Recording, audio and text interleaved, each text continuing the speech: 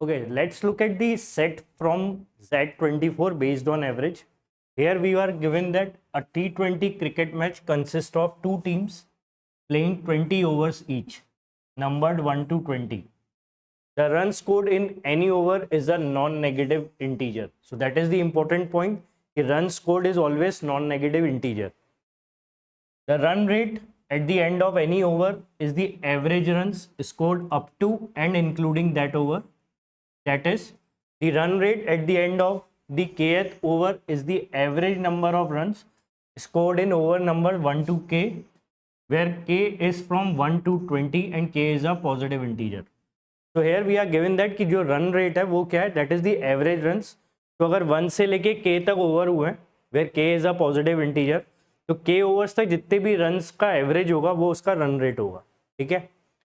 The following table indicates the run rate of a team at the end of some of the overs during a T20 cricket match, correct up to 2 decimal places. Correct up to 2 decimal places. तो ये एक आपको table given है जिसमें बताया गया है it indicates the run rate. तो ये टेबल में रन रेट दिया है सम ऑफ दी ओवर्स, कुछ ओवर्स का कुछ ओवर नंबर्स का रन रेट गिवन है आपको टेबल में. ठीक है. And it is corrected up to the 2 decimal places. तो ये जो रन रेट दिया है 2 डेसिमल प्लेसेस पे करेक्ट रन रेट गिवन है. Where we are given that n-2 is less than n+6 and n-2 greater than equal to 1, n+6 less than equal to 20 and n is a positive integer. तो मतलब यहाँ पे inequality से आपको n की एक limit भी गिवन है. Now it is also known that the team did not score less than 6 runs and more than 15 runs. More than 15 runs in any over. ये बहुत इंपॉर्टेंट पॉइंट है जिसके वजह से अपना सेट सॉल्व होगा. ठीक है. कि किसी भी टीम ने 6 से कम रन नहीं बनाए, ठीक है, और 15 से ज़्यादा रन नहीं बनाए. 6 इंक्लूडेड है, 15 इंक्लूडेड है, लेकिन 6 से कम नहीं, 15 से ज़्यादा नहीं. तो ये अपन को ध्यान रखना है. और ये अपन को टेबल गिवन है, ओवर नंबर दिया हुआ है n-2 n+2 +4. तो यहाँ पे आप देख सकते हो 2-2 का डिफरेंस है. ठीक है. ये 2-2 का डिफरेंस है.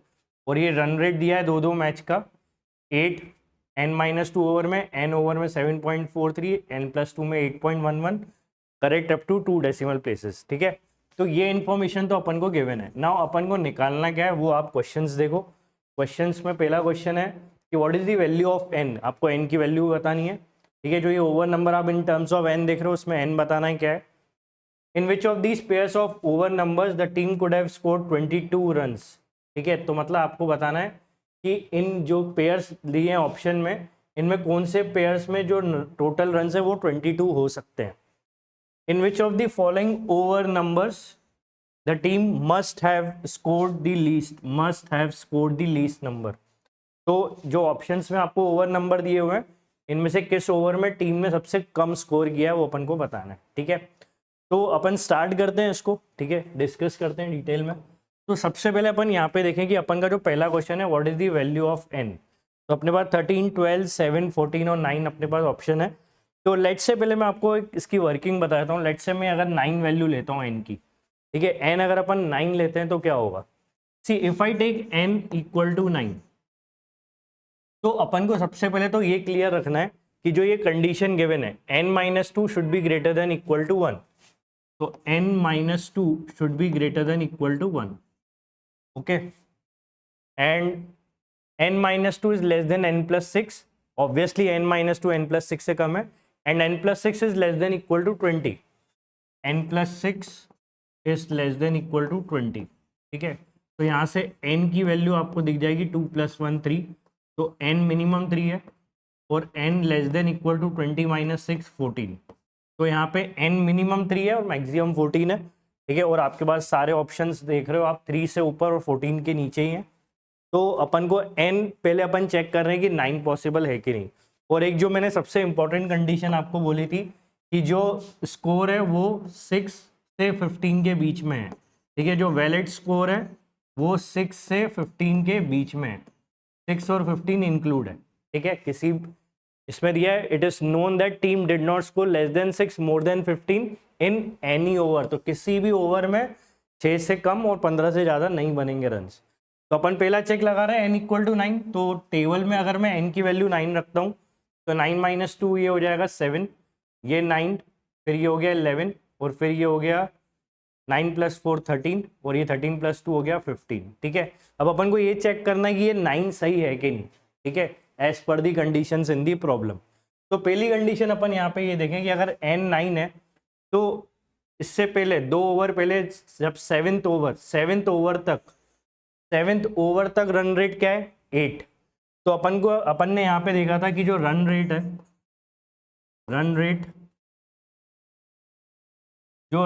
है, दैट इज इक्वल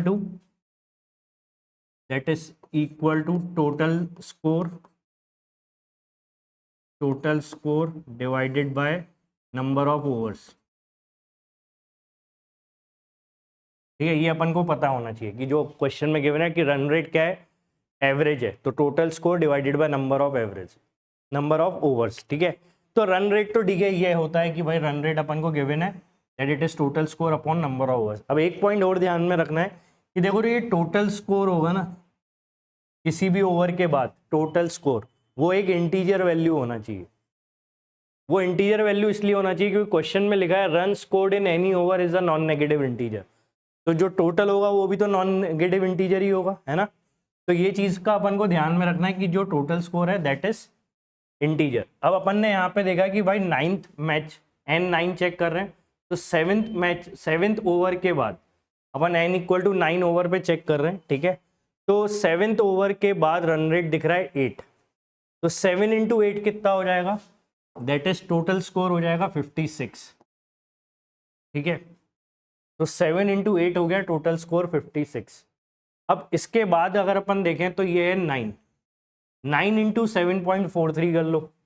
ठीक है, मतलब ये आपका जो स्कोर है, ये 7th मैच के एंड में, उसके बाद 8th मैच, फिर sorry 9th not match, that is score 7th over के बाद 56 टोटल रन है, फिर 8th और 9th ओवर के बाद कितना स्कोर है 9 × 7.43।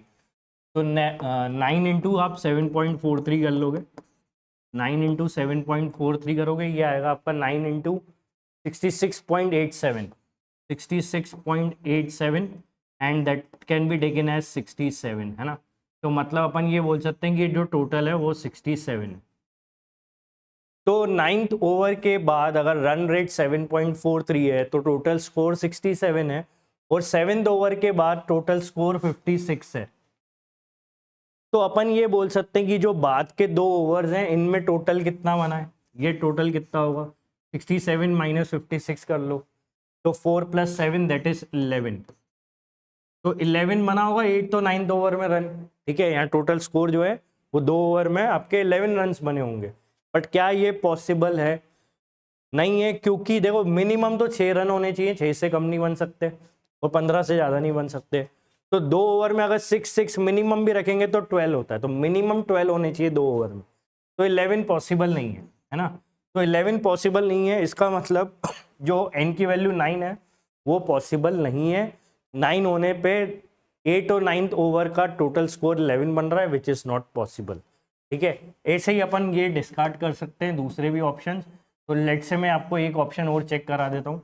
जैसे फॉर एग्जांपल अपन अब नेक्स्ट ऑप्शन देखते हैं, n की वैल्यू 12 चेक करते हैं। ठीक है, n की वैल्यू 12 चेक करते हैं।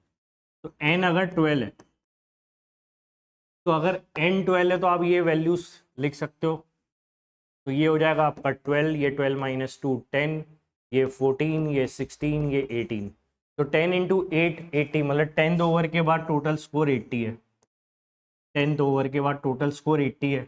फिर 11th, फिर 12th स्कोर के बाद क्या होगा, 12th ओवर के बाद क्या होगा, 12 × 7.43, 12 × 7.43 run rate multiplied by over number of overs, run rate multiplied by number of overs. 12 × 7.43 आप करोगे, यू विल गेट 89.16।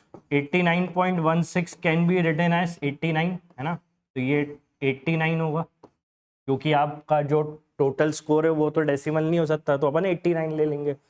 और ये correct up to 2 decimal places पे रन रेट, तो अपन को 89 कंसिडर करना होगा। अब इसके बाद अपन ये देखें कि ठीक है 12th ओवर के बाद टोटल रन है 89, और इससे पहले 10th ओवर तक 80 थे, मतलब इन 2 मैच में कितना स्कोर है 9। इन दो ओवर्स में कितना, 11th और 12th ओवर में टोटल रन स्कोर्ड कितना है, 9। ठीक है, तो टोटल रन 9 पॉसिबल अगेन नहीं है, क्योंकि मिनिमम स्कोर क्या हो सकता है, 12। तो आप ये ऑप्शन एलिमिनेट कर सकते हो। ठीक है, तो ये ऑप्शन ये भी एलिमिनेट हो गया। तो बस एक बार आपको ये वर्किंग समझ में आ गई, तब आप आंसर निकाल सकते हो कि 12th भी सेटिस्फाई नहीं कर रहा, क्योंकि मिनिमम रन 2 ओवर में होनी चाहिए 12 रन। ठीक है, तो ये 12th भी आपका आंसर नहीं है, 9th भी आपका आंसर नहीं है। ठीक है, अपन नेक्स्ट 7 चेक करते हैं। एन की वैल्यू अगर अपन 7 लेते हैं तो क्या होगा, तो ये अगर 7 है तो ये होगा 5, ये होगा आपका 9, ये होगा आपका 11 और ये होगा आपका 13। 5 इंटू 8 मतलब 5 ओवर के बाद, 5th ओवर के बाद टोटल स्कोर चल रहा है 40। ठीक है, टोटल रन्स कितने हैं, 5 into 8 that is 40 5th over के बाद। 7 इंटू 7.43 मतलब 7th ओवर के बाद, तो ये 6th ओवर, ये 7th ओवर। ठीक है, इसके बाद टोटल कितना है, टोटल है 7 इंटू 7.43, 7 इंटू 7.43, तो 7 इंटू 7.43 करोगे ये आपका आएगा 52.01। 52.01 को आप लिख लेना टोटल 52। ठीक है, क्योंकि अपन को इंटीजर वैल्यू कंसिडर करनी, क्योंकि स्कोर डेसिमल में नहीं हो सकता। तो 52 स्कोर है। अब 40 से 52 क्या नेक्स्ट दो ओवर में 40 से 52 हो सकता है क्या, यस हो सकता है। कितने का डिफरेंस है, 12 का, हो सकता है बिल्कुल। नेक्स्ट 2 ओवर में 6 रन बने होंगे। ठीक है, अब नेक्स्ट अपन देखें यहाँ पे, नेक्स्ट अपना क्या है, 9 इंटू 8.11, 9 इंटू 8.11, तो 9 इंटू 8.11 अपन करेंगे तो we will get 72.99। 72.99 is nothing but 73। ठीक है, इसका मतलब 8th ओवर के बाद और 9th ओवर के बाद जो टोटल स्कोर है वो कितना है, 73। क्या ये पॉसिबल है, ये अपन को चेक करना होगा। ठीक है, अपन इंटीजर वैल्यू क्यों ले रहे हैं आपको क्लियर है। तो 52 से 73 स्कोर 8th तो 9th ओवर में हो गया। ठीक है, तो 52 से 73, तो 72 मतलब 21 रन इंक्रीज हो सकते हैं, बिल्कुल इंक्रीज हो सकते हैं 21, है ना, क्योंकि मिनिमम तो 12 इंक्रीज हो सकता है ना, तो 21 तो इंक्रीज हो ही सकता है। तो मतलब इन दो मैचेस में 21 रन का इंक्रीज है, तभी ये जो टोटल है वो 73 बन रहा है। अब नेक्स्ट अपन देखें 11 इंटू 8.45 मतलब next 2 matches, sorry next 2 overs, 10th और 11th ओवर। 10th और 11th ओवर में अपन देखें यहाँ पे, तो 10th और 11th में 11 इंटू 8.45, 11 इंटू 8.45 करोगे तो आपको मिलेगा 11 इंटू 8.45 आपका आएगा 92.95, 92.95। ठीक है, और टोटल स्कोर तो इंटीरियर ही लेना है, तो अपन 92.95 को क्या लेंगे, 93। तो नेक्स्ट 2 ओवर के बाद टोटल क्या हो रहा है, 93। तो 73 से 93 हो रहा है, मतलब क्लियर है कि बिल्कुल पॉसिबल है। कितने का गैप है, 20 का, तो 20 का गैप तो हो सकता है। ठीक है, तो मतलब ये 2 ओवर में 20 रन बने हैं। ठीक है, 73 से 93 हो गया। अब इसके बाद अपना लास्ट बचा है 13 इंटू 8.08, ये भी चेक कर लो। तो 13 इंटू 8.08 देखना है, तो पहले मैं इस इंफॉर्मेशन को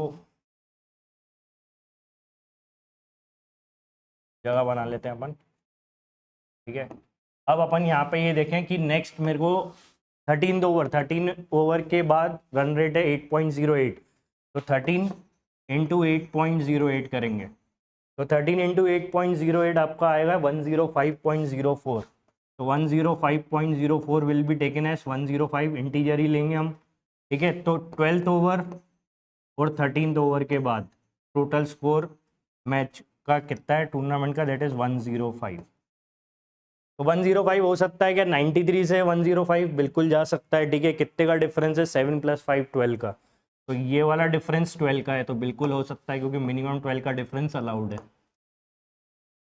ठीक है, तो ये 12 का डिफरेंस है, वो 12 का डिफरेंस है, तो वो तो एक ही तरीके से आ सकता है जब इन दोनों मैच में 6-6, सॉरी इन दोनों ओवर्स में 6-6 रन स्कोर हुआ होगा। ठीक है, तो ये 105 भी हो गया। तो अपन का पूरा टेबल जो है वो अपन ने यूज कर लिया। 7 फीजिबल वैल्यू लग रही है, बिल्कुल पॉसिबल है, कोई भी कंडीशन इनमें से क्लैश नहीं हो रही है। रन रेट सेटिस्फाई हो रहा है, स्कोर सेटिस्फाई हो रहा है, एन भी सेटिस्फाइड है। तो मतलब ये अपना n = 7 जो है वो करेक्ट वैल्यू है, इसलिए इसका आंसर है सी ऑप्शन 7। ठीक है, क्लियर है यहाँ तक। अब नेक्स्ट देखें क्या बोला, in which of these pairs, ठीक है, कौन से पेयर्स में, in which of these pairs over numbers the team could have score 22 runs in total. कौन से पेयर में, आपको ये पेयर देखना है, ये पेयर अब भाई, अब अपन का एन तो 7 वैलिड है, तो आपको इसी टेबल से ही सब आंसर देने हैं आप, ठीक है। तो आपको पेयर नंबर देखना है जिसमें 22 रन्स टोटल हो सकते हैं। तो पहला ऑप्शन है 7 और 8। तो देखो 7 और 8 में 22 रन्स हो सकते हैं क्या? 7 और 8 में, इन दोनों में 22 रन्स हो सकते हैं क्या? आप देखो यहाँ पे, देखो 7 में तो 6 कंफर्म ही है, और 22 माइनस 6 करोगे आप तो आपका 16 आएगा। पर क्या 16 स्कोर हो सकता है किसी भी ओवर में? नहीं, क्योंकि मैक्सिमम 15 हो सकता है। तो इसका मतलब 7 और 8 में 22 रन्स तो बनना पॉसिबल नहीं है, तो ये आपका आउट हो गया।